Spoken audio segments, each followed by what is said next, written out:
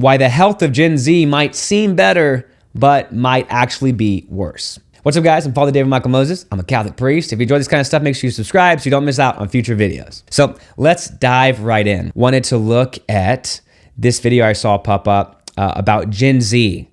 And the beginning of the video, it looks like things are headed in one direction, but the guy at the end offers a bit of a twist that I think is kind of fascinating. So let's take a look at this this little video here. Not long. Gen Z's teen pregnancy rate is 78% lower than 91. 31% of millennials drink regularly, only 18% of Gen Z's drink. Yep. A third of Gen Z doesn't even drink. This has never been observed. Right. They're completely abstinent. Right. They are more frugal than millennials.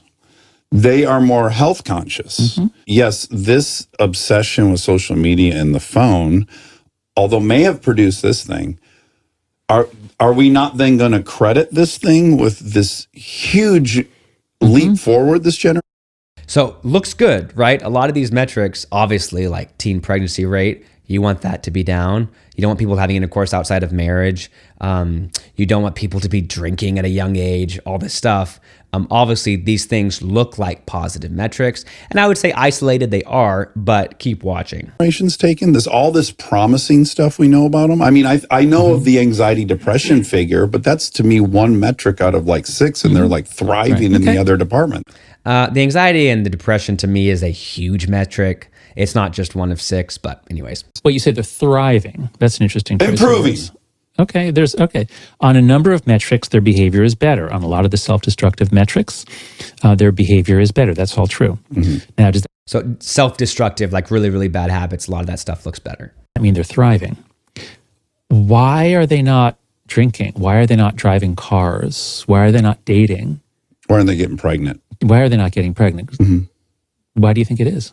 Because they're so wise? They just Because they're so wise and mature, and they're so beyond their years. That's funny. you know what? These are risky. Because they're not with other people. They're not doing anything. They're not being social. If you're just on your bed all day long scrolling through social media, then you're not going to be doing any of those things. Interesting, right? Very, very interesting.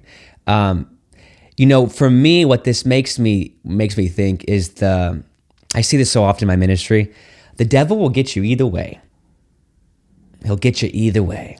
If the devil can get a generation to drink and smoke and revel in debauchery and to have that be their pursuit and to kind of lose their way in life because of that, to lose themselves to addiction and to impure relationships and all that stuff, and to lose their meaning and their sense of self-worth in that, then he'll do it. If he sees that you'll bite at that, boom, he'll go.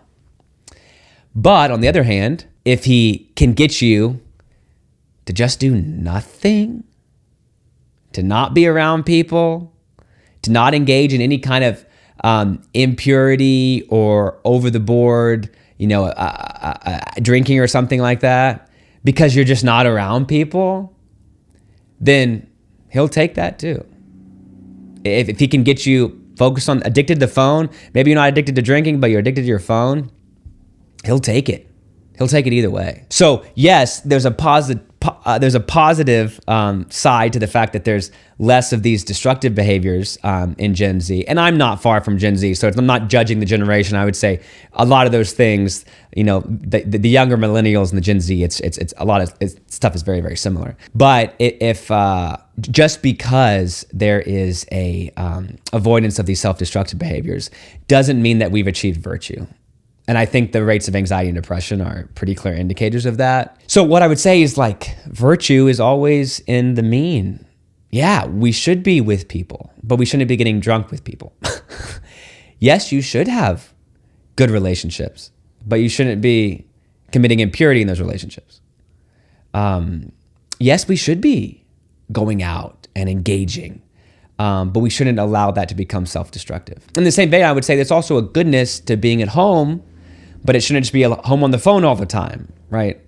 And so I think these are conversations really worth having as families and as people, that the devil always wants you to get lost in one extreme, in one direction, and make it look like an improvement, when really he's just has you lost somewhere else, right?